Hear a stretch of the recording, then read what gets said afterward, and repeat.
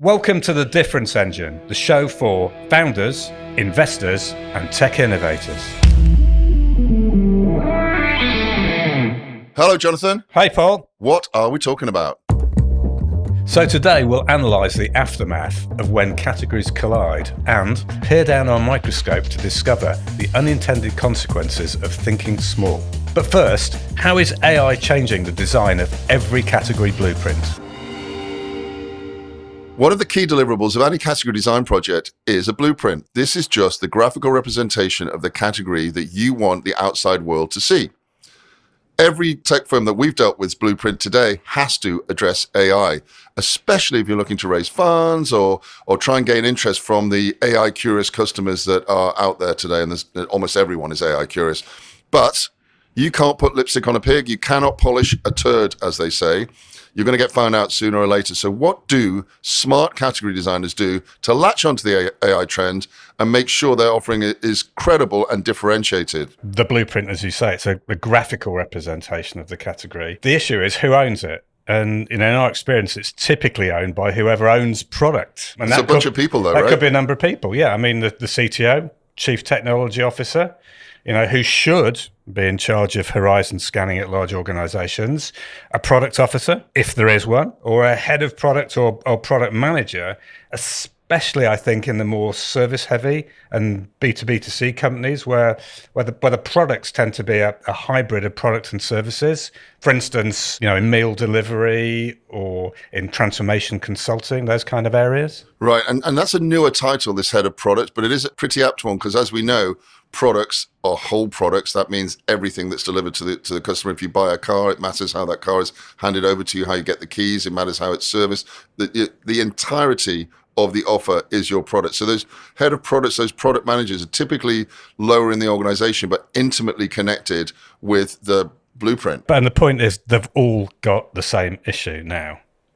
Do they need to upgrade their architecture to include AI? Do you think they need to upgrade their architecture? I think the answer is definitely yes. Yes. Definitely Possibly yes. with a couple of exclamation marks. All right, so let's it. dive into the weeds a little bit of how you would do this in best practice. So the question we get is, where do I add AI on my blueprint? And from the start, let's just state this. You need to be honest.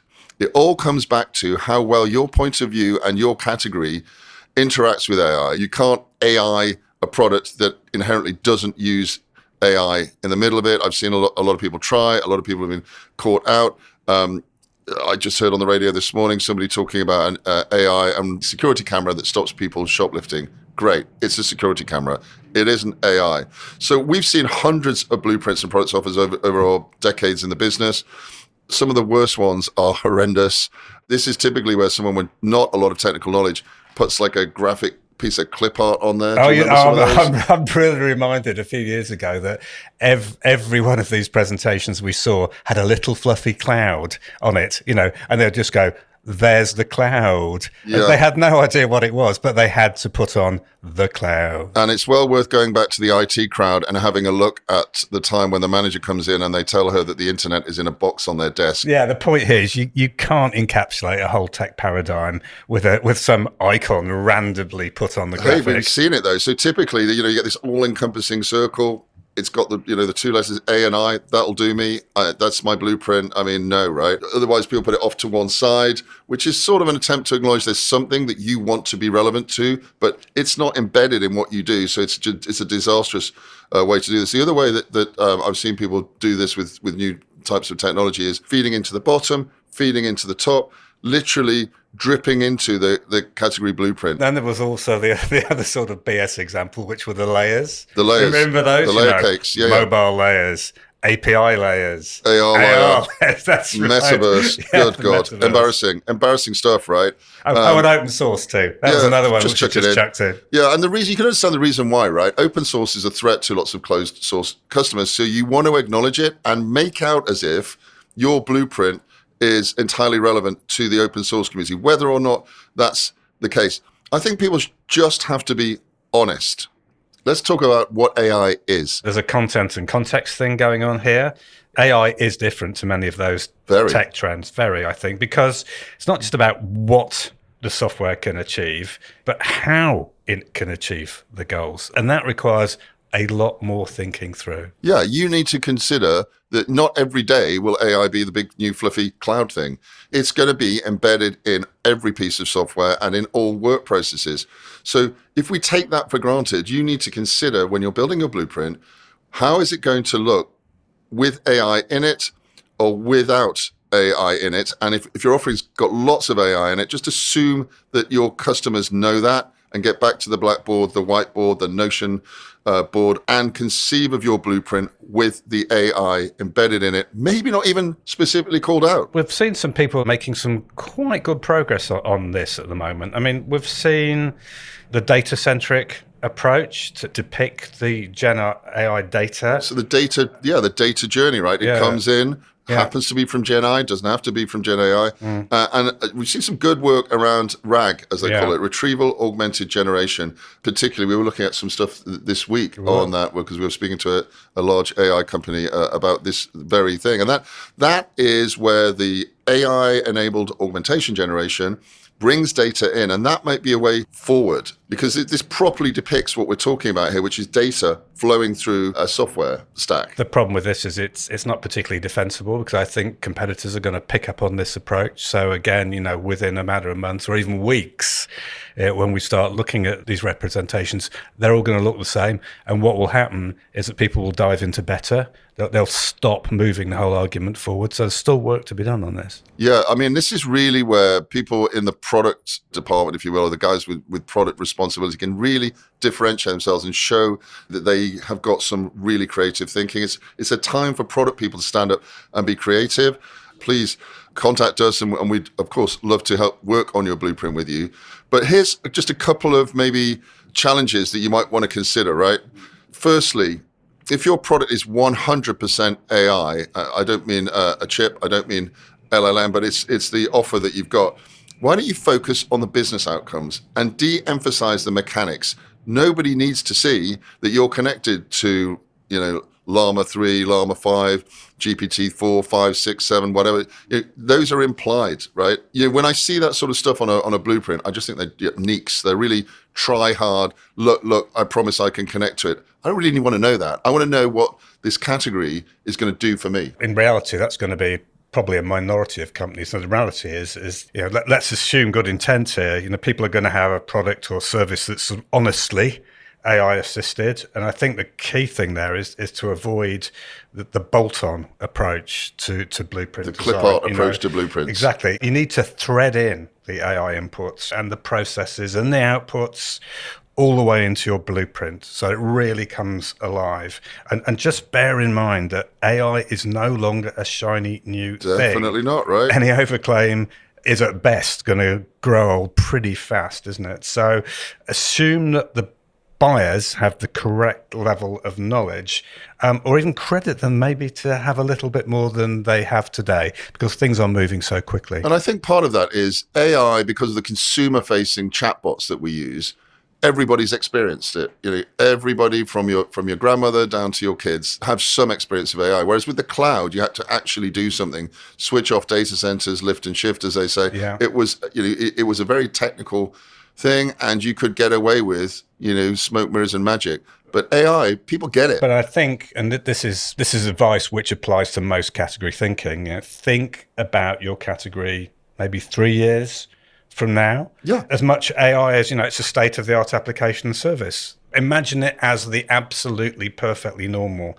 Think of the human buyers, think of the human partners, which will be involved in the category and the ecosystem. Right. Then, bear in mind today, these job roles may not be commonplace or even exist. You have to define them. What does an fully AI-enabled strategy consultant look like? What does a value-added reseller or a managed service partner that is fully AI'd look like? What's the job roles? What are they actually doing for customers? You've got to think about the benefits. Always think about the benefits. Always think about the customers. So to what extent does my AI enablement as a company benefit my customers? Yeah, it's one way to think about it. Another way to think is what value will customers themselves bring from their AI work, because obviously their needs will change once they've got their knowledge up and they're using it as just an everyday part of their practice of their business processes. Yeah, and I think particularly from an investment point of view, if you're trying to get investment into your firm, what needs to change in the current blueprint to depict picked these two things going Hence, forward. it's not clip art. No, And then it isn't. finally, at Categorical, we definitely see AI as democratizing tech-related work. It's in a way, it will disappear as a thing, but a lot of the underlying tech will also be just for end users as well as technical buyers. And it's going to continue to draw in these non-technical buyers because they've been exposed to it. And so the best blueprints, we think, will acknowledge this, the level of knowledge in the end user as well as the smartness in the software. We want to see blueprints that acknowledge that users grok this, no pun intended, and they understand what's going on. And I think they too will understand where the boundary is between what's possible for them and what your category is offering them. The reality of all of this is you can't bullshit with AI. It is changing how tech is viewed, and it has to change the blueprints that you put together before this massive and sudden impact of AI. And we've seen a lot of already very samey blueprints. Yep. And of course, our motto here is different, not better. And so if you've just got a very samey blueprint, and the worst are, we've got more parameters, we go, well, our model is smaller, our chip is faster. I mean, that's just better. Another thing we've learned here is don't let people who are sort of techie snobs and say AI is just a trend confuse you with the fact it is a massive paradigm. And those who are best at category will understand it, and they'll make it a core part of their category design. Finally, if we've got something to add at the moment, is don't be lazy. Don't be lazy. Yeah, I think JFK said that once, didn't he? Think through what AI can do for you, and think what you can do to differentiate it in the AI as BAU age. So AI, business as usual, but that doesn't mean your blueprint has to look like everybody else's. Look forward to some of those designs. Yep. Please forward them to us, Yep. and we're available to critique and feedback if needed. We'd love to see them.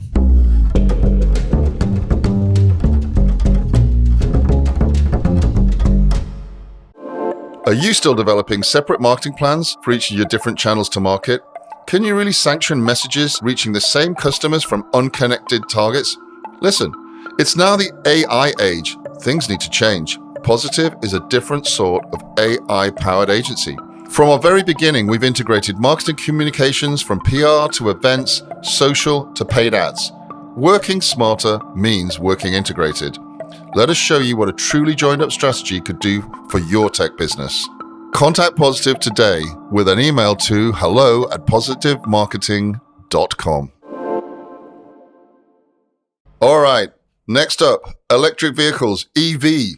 Are they a category? Yeah, well, the problem is that when there's a tech change and something new apparently looks the same as what's gone before, it's tempting to treat it as a better form of tech, not a different one. And, that is a trap that companies often fall into when navigating a technology paradigm change, which, to my mind, the movement between ICE and electric traction absolutely is. If you do that, you can fail to capitalize on the opportunity, and most importantly, not realize the value out of building new categories. So electric cars are a new, different category, not a better form of internal combustion engine cars. Now, what is really interesting about this is there's some same in this. And you think, oh, God, same. Why are we interested in same? Well, let me explain what is the same and why that might be a little bit interesting. So they're the same in that they serve the same need for personal transportation, but they're massively different in terms of engineering an ecosystem, from powering to parking to fueling to financing to manufacturing to maintain it. So they're a bit the same, but they're very different. The different involves reframing customer expectations, whether that's an OEM, a channel, or an end user. And we know that is a key determinant of category success. But a bit of same can be positive. The change is not widely accepted. I mean, like, dinner party conversation is like, what vehicle do you drive? Mine happens to be electric. There's a little bit of, saintliness about being good for the environment. But there's also bigger changes that happen in the infrastructure, like as you say, the national grid is affected quite severely. Sure. Government policy is affected. It affects taxation of roads. The difference is huge. Absolutely huge. What is interesting about that dinner party conversation thing is, to me, that's a bit of the same part of it, which is important, because people can actually discuss what is an incredibly new technology paradigm over dinner, and they don't realize they're doing it. So It's the same in the sense that, it looks like a car, it can get 4 of us in, whole load of junk, pick the kids up from school and all that. But after that, it's completely different. It's not just about motors and transmissions and batteries. Even the tyres need to be adapted to cope with extra weight of the And the EVs. roads, because they've got heavier cars. They're going to wreck them. And there's going to be just as much particulates in the air, or probably more, because the brakes need to be beefed up to cope with the extra weight. You've got completely different usage here. You've got going to petrol stations versus searching out a charger, doing it at home.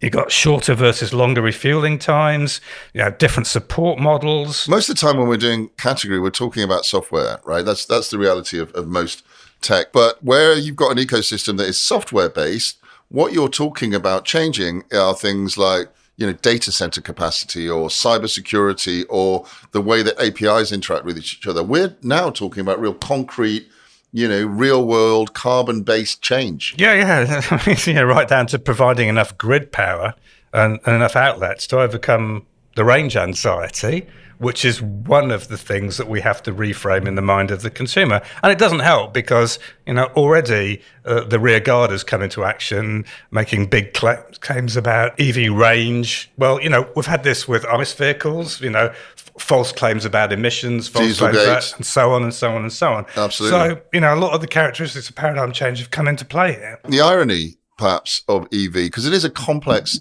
issue, is that the leading nation in the world, the country that's making the most out of EVs is of course China, and we also happen to know that the Chinese are building, according to the Guardian, at least 2 new coal-powered plants a week. Some of that coal power is going to make the EVs that we think are going to save us over here. So the irony is rich with that one. The important point about this is what we're seeing here is some really massive creative destruction, which is, of course, the core tenet of capitalism. We're certainly seeing that. I mean, you see heritage brands, and of course, repeat again, category and marketing, 2 different things. But just on the branding front, you've got London taxis, you've got that fine old, is it Norfolk-based sports manufacturer, Lotus? Oh, Lotus, yes. You've got MG, once cars built out of the Midlands of the UK. These are all Chinese-owned or Chinese-funded, as is Volvo, by the way. Yeah, not to mention brands. Volvo, they belong to Geely, don't they, these Geely, days? yeah, and I think they're the same guys behind Lotus, if memory serves. So it is interesting that the marketing piece is involved here, but really the change, the different, is all at the back end. It's in the infrastructure. Do you think about when paradigms massively change is that, what's going to become of all the OEMs making fuel injection systems, spark plugs, transmissions, exhaust, catalyzers, fuel pumps? The mechanics? Oh, the mechanics. Do you remember those guys? Well, they've become electricians, I think, weren't they? Electricians and programmers. Good idea. Remember last time when we had this big, massive paradigm change in transport was back in the Victorian days? Yeah, of course, yes. So when real horsepower was replaced by the newfangled stuff, not every saddle maker became an upholstery specialist, and certainly not every blacksmith became a chassis maker. But, we'll see the rise of electric battery manufacturers, motor makers, specialists in composite body construction, not to mention the coders and the massive amount of software and chips that you need to manage an EV just to make it go forward. Yeah, networking to get the signals out there, et cetera, et cetera. It goes on and on. So, yeah, this is a very big difference in our lifetime right in front of us. And unlike the gradual diffusion of ICE cars and the petrol stations and the mechanics and the dealerships all sort of inveigled their way into our society. Yeah, over a century. Yeah, this thing's happening fast. So to really move the category forward, not just the core product, you need the whole ecosystem to radically change. And, this has many repercussions, public-private cooperation.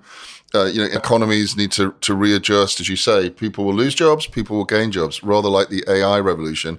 We'll see government change. We have here in London the very controversial ULEZ zone, ultra-low emission zone. And it just demonstrates, I think, once again, the power of a category change as opposed to a marketing change. This does mean huge change, massive diffusion through the economy, completely different relationships with players, and public-private partnership. Again, this is about as complex as an ecosystem gets. You will see the pushback. We've already seen it. Which recently did a claims versus real life range for the EVs. So someone's out there. You have to think that's got to be, it's got to be big big auto, I guess. Just like big pharma, big oil, big tobacco, and big tech. Big tech. Pushing back against the change. Yeah, absolutely. When a category takes hold, I think the message here is there's no amount of betterism that is going to stop something. When an idea's time is right, it's going to go. And you've got to go for it. Otherwise, you'll just fail to capitalize on the value in the space. And incrementalism just doesn't cut it. No amount of better is going to save you when your existing category is falling away and the new category is forging forward. I think there's some basic rules here, Please, right? yes. So incremental innovation is about evolving existing technology and ecosystems. That equals better in an existing category. Disruptive innovation is about delivering new technology and ecosystems, and that equals different in a new category. So what are the lessons from this, Paul? Well, ecosystems, critical. That's something that we find very hard for people sometimes to get their head around when we're doing category work. Like, you need to think way outside of the box in terms of ecosystems. And your ecosystems are going to take you way outside your comfort zone. You can expect disruption from the incumbents. You can expect them to, lies, damn lies, statistics, reports, tobacco doesn't hurt you, etc. So expect all of that. And the other thing I'd say, and I think we've touched on this a little bit, is it's stages. Yep. It's not switch on, switch off. Yep. It's often stages. We're talking about the early adopters, the later customers, the partners, and sometimes the category leaders themselves have to establish the foundations. You have to be prepared to go it alone. And a great example of that, of course, just to round this off, was Tesla realizing to diffuse their cars into the economy, they would have to build their own charger network. And if you've ever been to any UK motorway service station, you'll realize just how successful that strategy has been. Excellent. So, ecosystem critical, and we're watching this one. It's got a long way to play. It certainly has.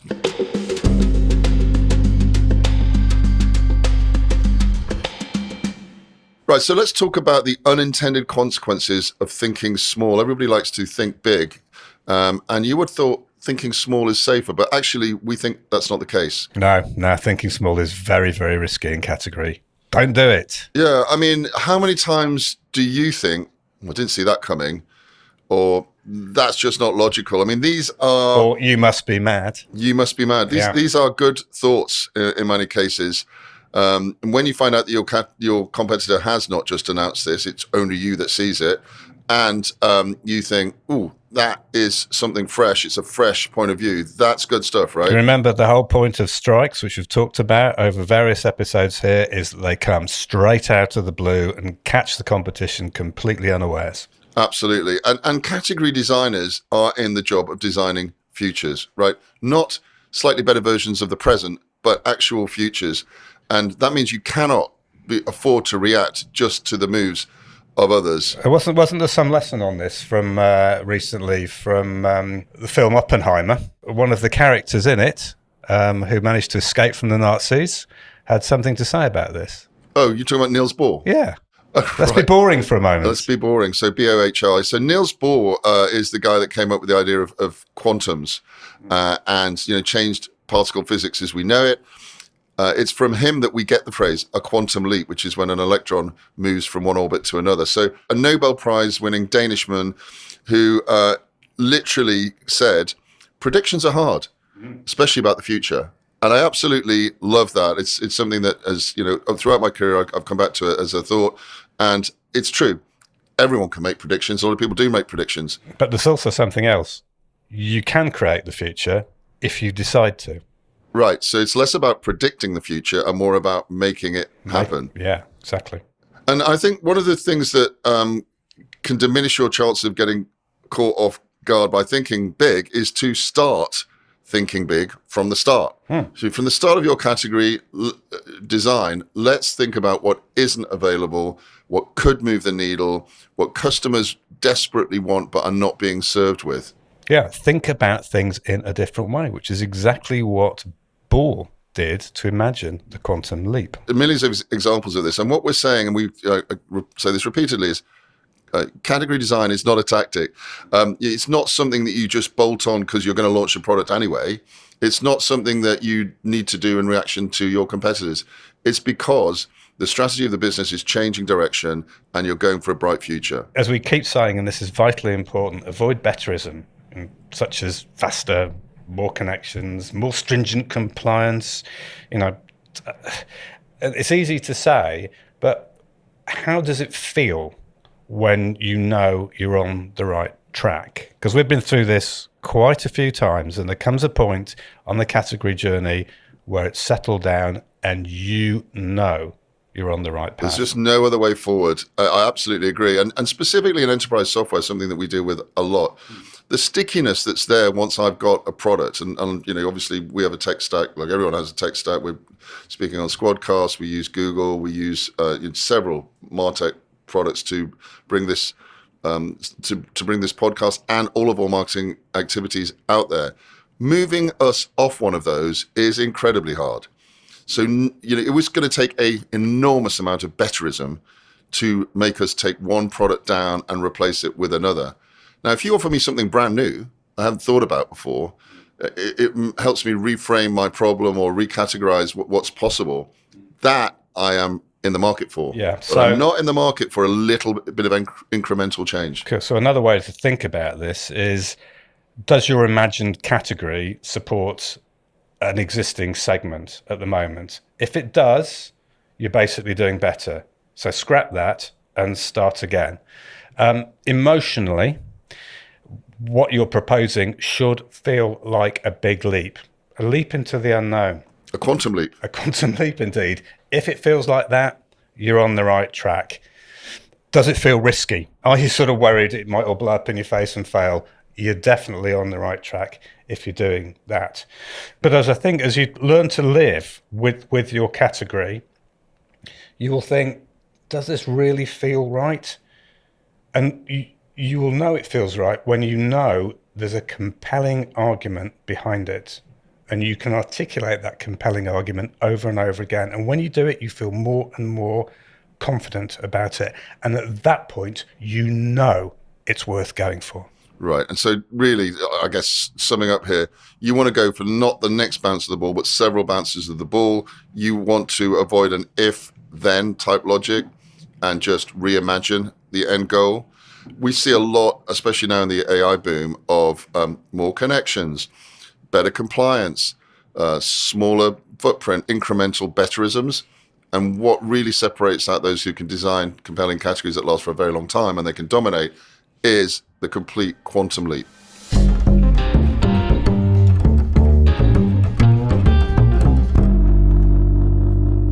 So sometimes you might be thinking that it's time to become the master of two categories or even try to build a brand new one. Often this is done by acquisition. It's very topical because there's a lot of M&A resurfacing now in tech. There's rumors about Informatica and Salesforce. There's rumors about HubSpot and Google. There are a lot of people that are going to be riding two horses. And we know most acquisitions actually fail. Indeed, they do. So you've got to consider your move very carefully because, as you say, Paul, the history of the tech industry is replete with some big failures when acquisition was thought to be the category route forward. We often see quite a few examples of trying to be better and in an existing or aging, and that's where the danger really is, in the aging category. When the actual need was to be different, particularly as the game was changing. Some of the really big paradigm shifts were happening. So what happens is acquisition just creates a bigger but fast declining also ran. And, you can see this in Novell's acquisition of WordPerfect. That is back in the day. Well, here's We're another talking one. 80s. Ashton Tate and Borland. Is that might be earlier. ATT and NCR. Before my time. HP Compact. Yes, I did Alcatel-Lucent. I was around for that. Alcatel-Lucent. All turned out to be pretty disastrous. And then you had another strand, which was trying to force the creation of new categories with what frankly were vastly different organizations and ecosystems. And that can be a really expensive disaster. And I think you look at Google and Nest. There you go. Yeah? Google and Motorola. Really? I forgot they went there. News Corporation and MySpace. And the real big banger, AOL and Time Warner. That was the top, the start of the decline of the .com.bomb. Yeah. And Cisco's had a few forays into this. Cisco WebEx, that was a disaster. It was a disaster. I think we could have Microsoft Skype. Here's one of my favourites: Microsoft and Nokia. It's only because you like Snake. Don't tell anybody about that, Paul. All right, I've warned you about that. This was all about trying to dominate a new category, but it was built on liquid foundations, and in doing this, Microsoft, which you wouldn't recognise now with its resurgence, was led into the wilderness by the master of bombast, the CEO, Steve Ballmer. Now, this is a guy whose armpits really sweat. Oh, yes. I mean, this is no Prince Andrew. And his shiny head. Oh, okay. That's for sure. Let's leave that out. Yeah. So he thought he could acquire Nokia, and nearly succeeded in destroying both companies. This was hubris central. So the ailing category king of on-premise desktop acquires the ailing category queen of handset mobility as a way of capturing the mobile business connectivity category. What could possibly go wrong? Yeah, and the other thing is the love, right? Nobody really loved Microsoft with its stupid Clippy, and you got forced to use it. It was the thing you got forced to work. Nokia, you spoke to your friends on. Those were funky, Scandinavian vibe, well-designed products, right? If you had a Nokia, you weren't anybody for quite a while. Absolutely. But Ballmer decided he should actually go and try and acquire Nokia. The problem was, at the time, Google was dominating search, it was delivering cloud-based desktop apps, and it was licensing Android for smartphones. Apple was building up its own smartphone ecosystem, and as we discuss a lot, Paul, the Mac was becoming the weapon of choice for the increasingly mobile worker, right? Yep. So Ballmer had been at the helm for a decade. Microsoft was doing worse and worse and worse. So presumably there was some ego here. Microsoft was losing all around, and Ballmer, after 10 years, had to pull something out of the bag. In 2010, Microsoft tried to get into the mobile handset business with the Windows Phone and the new operating system. It never caught on with consumers. By 2013, Ballmer was clearly embarrassed, and he saw the opportunity with Nokia. Now, Nokia had once been a category-leading phone company. They were the out-and-out dominator of the handset, but it was already losing ground because it had missed the inflection point. The form factor was changing to the flat screen. So what has this 10-year-old story got to tell us about today's category design? You think there's lessons for new categories? Totally. I mean, he was looking for a category sticking plaster. So just spent 7.9 billion to acquire Nokia, but it turned really sour really quickly. The first new project was the Lumia phone. It was too late to the party. And Microsoft and Nokia could not compete in a world dominated by that time by Android and iOS. And the Windows 10 mobile OS simply couldn't create the developer and carrier partnerships needed to build the ecosystem for the phone to succeed in a new category. You see another example of a failed category there, with somebody thinking that a bit of branding, calling a very samey phone Lumia, and putting a lot of wood behind the arrow, a lot of advertising spend on that stuff, and no doubt huge booths at MWC, etc. They think that will solve the problem. It's not so much a sticking plaster, like a walking aid. Yeah, but I mean, it was a disaster. I mean, Ballmer was dead in the water by that time and left Microsoft in the same year. Incoming CEO Satya Nadella, who we think's a major hero, doing well, had immediately to turn down Ballmer's toxic legacy. So restructuring, layoffs, and cut 15,000 Nokia employees. The misstep was that bad. And by 2015, they wrote down the acquisition for 7.6 billion. Ouch. So the lesson here, I think, if there is a lesson, is putting together two category losers won't create one new category winner. Thank you for listening. If you want to learn more, go check our blog posts on becategorical.com. If you have a category issue, then we can help. Get in touch with us. And remember, don't be better, be different.